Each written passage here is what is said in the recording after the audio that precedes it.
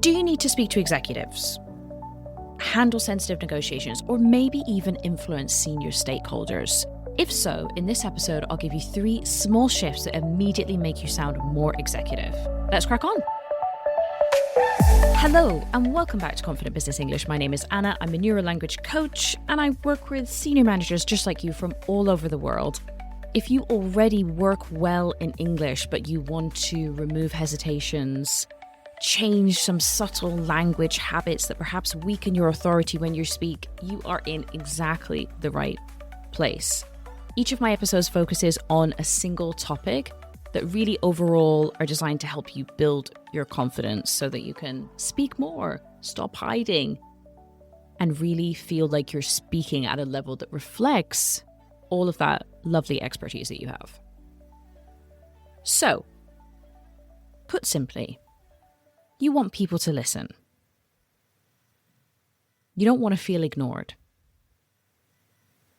You don't want your point to get lost in loads of detail, and so you certainly don't want to sound really tentative when you actually want to sound strategic. The really good news here is, and this is what I tell my clients a lot, is that sounding executive absolutely does not mean that you need to sound more complex. And in fact, it's actually normally quite the opposite. A lot of it is just about framing your message differently. And you'll see that really a lot of this is not about the technical English side this time. The stuff in this episode is nothing revolutionary from an English standpoint, but it will make a difference to how you come across. Let's have a look at the first shift. Lead with the key message.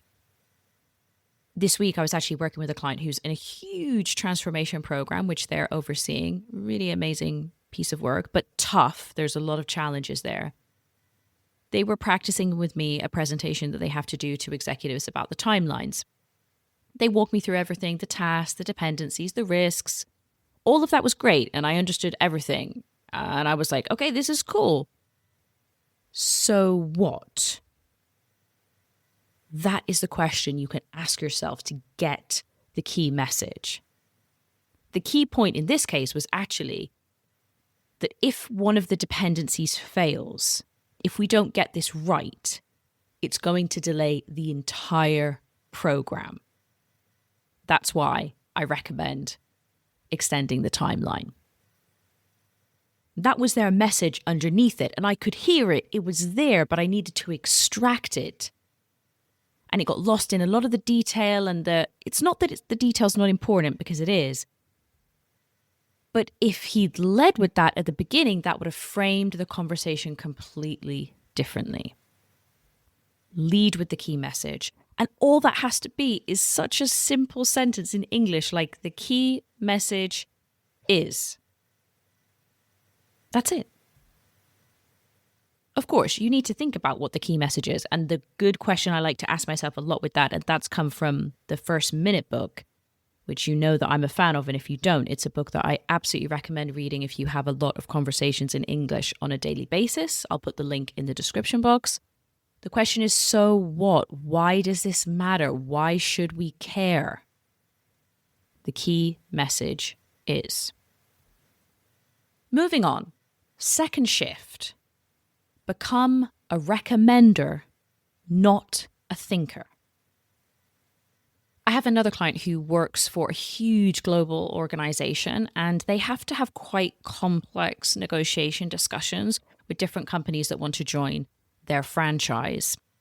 We were role-playing one of these situations last week, and throughout the conversation, it was clear, and I was understanding what they were saying. They said, I think you need to do this. I think we should do that. I think you have to review this. The thing is, there's nothing wrong with that grammatically. It's absolutely fine. But strategically, and if we're talking about speaking in an executive way, it can weaken your position slightly. Executive communication is focused on recommendation, not opinion. Therefore, if you want to sound more executive, become a recommender.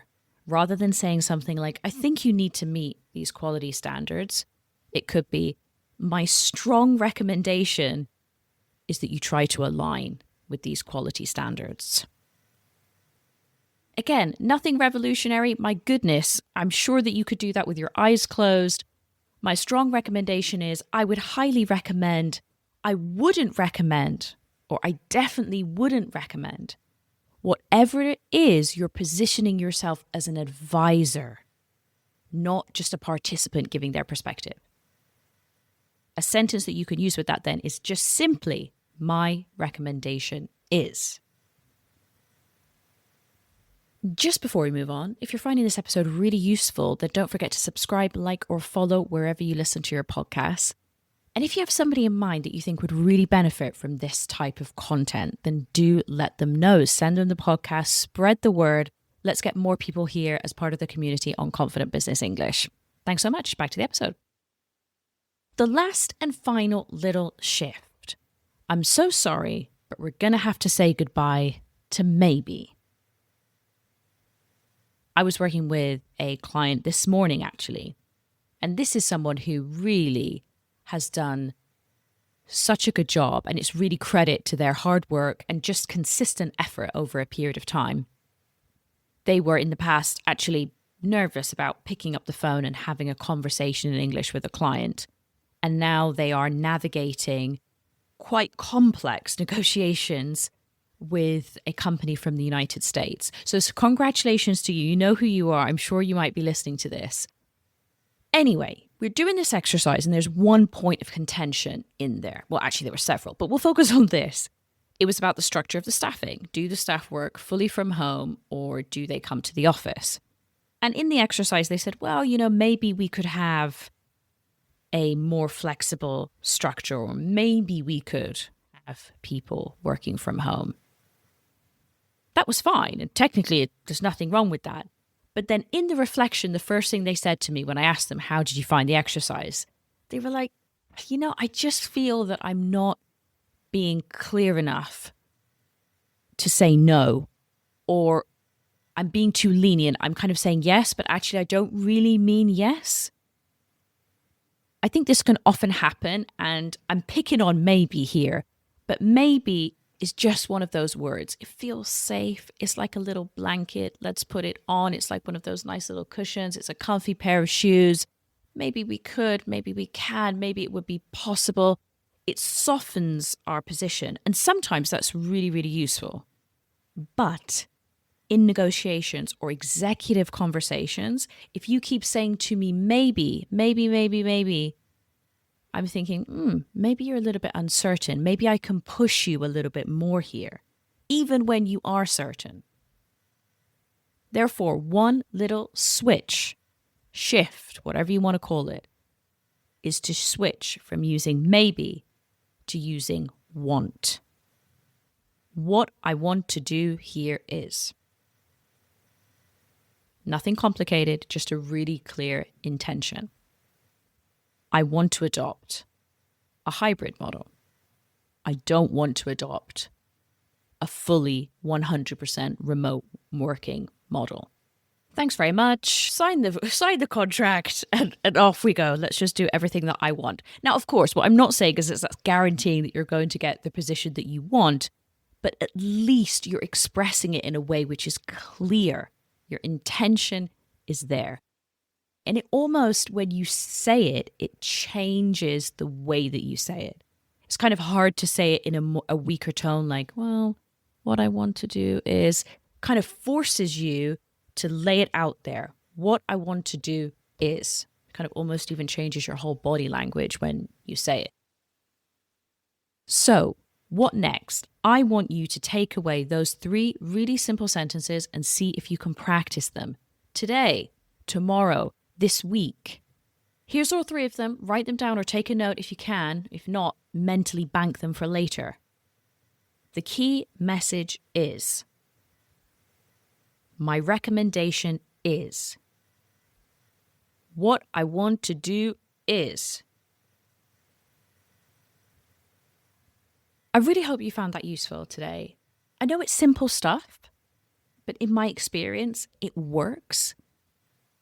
All of these episodes are about helping you build your confidence. And I think that these sentences do work, these phrases, and thinking about it like this. Because when you're in those high stakes or high pressure situations or intimidating situations, you don't want to speak up. If you can frame it like this, you know that you've got something valuable to say. For example, everybody wants to know what the key message is. You're doing the execs and everyone a favor. They're like, oh, great. Like, that's refreshing for me to hear that, because all I hear all day is just people coming to me with problems, with long descriptions about everything. If you can cut through that with a knife, that's going to help you stand out and they're going to be really grateful. Secondly, people want to hear your recommendations. You're the expert. You're the one providing guidance. People want that guidance from you.